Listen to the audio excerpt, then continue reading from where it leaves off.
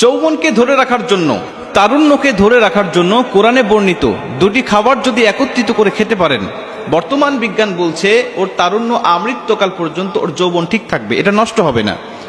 সম্প্রতি জাপানের একজন বিজ্ঞানী এই তারুণ্যকে নিয়ে এই পবিত্র কোরআনে বর্ণিত দুটি ফলকে গবেষণা করে তিনি কালেমা পড়ে মুসলমান হয়েছেন।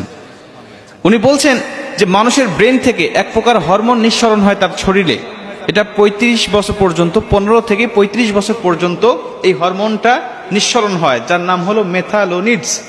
এই মেথালোনিডস এই হরমোনটা 15 থেকে 35 বছর পর্যন্ত তার শরীর নিঃসরণ হয়। আর এই হরমোনের কাজ হলো তার যৌবনকে বাড়িয়ে দেওয়া, যৌবনকে ঠিক রাখা, তারুণ্যকে ঠিক রাখা এবং হার্ট সহ বিভিন্ন অঙ্গ প্রত্যঙ্গগুলোকে ঠিক রাখা, স্বাভাবিকভাবে চলাচল করা। কিন্তু 35 বছর পরে এই মেথালোনিডস এই হরমোনটা তার শরীর থেকে কমতে থাকে, এটা আর নিঃসরণ হয় না, আস্তে আস্তে কমে যায়, যার কারণে মানুষ বৃদ্ধ হয়ে যায়, তার কারণে তার বার্ধক্য চলে আসে। এখন বিধর্মীদের মূল পুঁজি হলো তার যৌবন, তার তারুণ্য, এটা তারা সারা জীবন ধরে রাখার জন্য চেষ্টা করে যে এটাকে ধরে রাখতে হবে, কারণ তারা দুনিয়ার জমিনে মজমাস্তি করবে, ফুর্তি করবে, এর জন্যই তারা দুনিয়াটাকে ব্যয় করে। তারা চিন্তা করলেন এমনও কোনো খাবার পাওয়া যায় কিনা যে খাবারের মধ্যে এই মেথালোনিডস এই জিনিসটা পাওয়া যাবে, হরমোনটা পাওয়া যাবে, যেটা আমরা খেয়ে আমৃত্যু পর্যন্ত আমাদের তারুণ্যটাকে ধরে রাখবো, যৌবনটাকে ধরে রাখবো।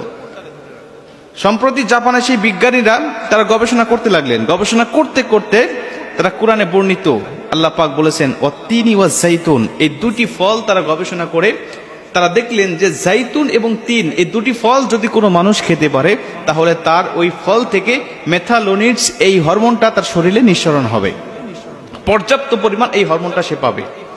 বিজ্ঞানীরা এটা খাওয়া শুরু করলেন, তারা বিভিন্ন মাত্রায় খাচ্ছেন কিন্তু কাঙ্ক্ষিত ফল তারা পাচ্ছেন না।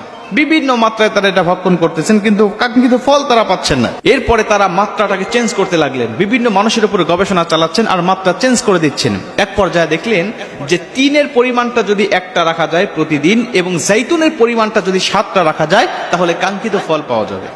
সুবহানাল্লাহি বিহামদিহি, তিন হলেন একটা আর জাইতুন হলো 7টা। এই পরিমাণে যদি কোনো মানুষ প্রতিদিন এটা খেতে পারে তাহলে তার শরীরের মধ্যে এই মেথানোলিডস এই হরমোনটা পরিপূর্ণভাবে আসবে এবং তার যৌবন ঠিক থাকবে, তার তারুণ্য ঠিক থাকবে, তার হার্ট সহ বিভিন্ন অঙ্গ প্রত্যঙ্গগুলো ঠিক থাকবে, যার কারণে সে বার্ধক্যে পরিণত হবে না। এটা যখন তারা দেখলেন, আরব জাহানের বিখ্যাত বিজ্ঞানী ডক্টর তহা ইব্রাহিম তার কাছে চিঠি লিখলেন যে আমরা তো তারুণ্যকে ধরে রাখার জন্য দীর্ঘদিন একটি গবেষণা চালিয়ে তিন এবং জাইতুনের ফলকে আমরা সন্ধান পেয়েছি এবং সেই ফলের মাধ্যমে আমরা দেখেছি যে মানুষ এই মেথানোলিডস এটা সেখান থেকে পাবে।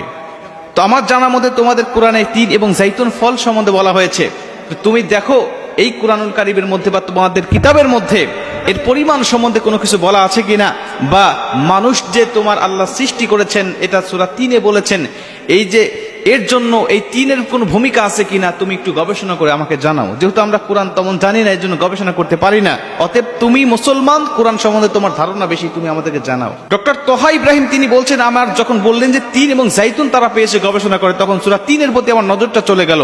আর সূরা 3 খুলে আমি দেখলাম যে আল্লাহ পাক বলেছেন তো যে মানব জাতিকে আমি ওয়াহাদাল বালাদিল আমিন সবচাইতে লাকাদ খালাকনাল ইনসানা ফি আহসানি তাকবীম, আমি সবচাইতে সুন্দর করে সৃষ্টি করেছি, যার আগে আল্লাহ কমপক্ষে 4টি জিনিসের কসম করেছেন। এক নম্বর হলো তিন ফলের কসম করেছেন, এরপর 2 নম্বর হলো জাইতুন। তিনি বলছেন তা আল্লাহ তো মানুষকে সুন্দর করে সৃষ্টি করেছেন, সুস্থ করে সুন্দর অবয়ব দিয়ে সুন্দরতম করে সৃষ্টি করেছেন, তার আগে 3 এবং জাইতুন ফলের কেন কসম করলেন? এবং এই মাত্রার কথাটা কোরআন থেকে আমি কিভাবে প্রমাণ করতে পারি? তিনি বলছেন আমি পবিত্র কোরআন শুরু করে দিলাম শুরু থেকে শেষ পর্যন্ত যে তিনের কথা কোরআনে কয়বার আসছে আর জাইতুনের কথা কয়বার আসছে। গবেষণা করে দেখি যে তিনের কথা আল্লাহ পাক পবিত্র কোরআনে সর্বমোট 1বার বলেছেন, আর জাইতুনের কথা আল্লাহ পাক ডাইরেক্ট বলেছেন 6বার, আর জাইতুন গাছের কথা বলেছেন 1বার, মোট 7বার বলেছেন জাইতুনের কথা। সুবহানাল্লাহ, তার মানে আল্লাহ ছাড়া এত সুন্দর করে কে বলতে পারে বলে। তহা ইব্রাহিম তিনি সঙ্গে সঙ্গে চিঠি লিখলেন যে আপনাদের মাত্রার কথা আমার পবিত্র কোরআনে বলা আছে এবং জীবন যৌবন এবং মানুষ সুস্থ থাকবে এটাও পবিত্র কোরআনে বলা আছে। শুধু বলা নাই, আল্লাহ পাক কসম করে বলেছেন ওয়াতিন ওয়াজাইতুন ওয়াতুর সিনিনা ওয়া হাযাল বালাদিল আমিন লাকাদ খালাকনাল ইনসানা ফি আহসানি তাকবীম, আমি মানুষকে সবচেয়ে সুন্দর অবয়ব দিয়ে সৃষ্টি করেছি, আমি মানুষকে সবচেয়ে সুন্দর আকৃতি দিয়ে সৃষ্টি করেছি। এর আগে 3 এবং জাইতুনের কসম খেয়েছে আল্লাহ। প্রিয় ভাইরা, এত সুন্দর করে এক আল্লাহ ছাড়া দুনিয়ার কোনো মানুষ বলতে পারে না।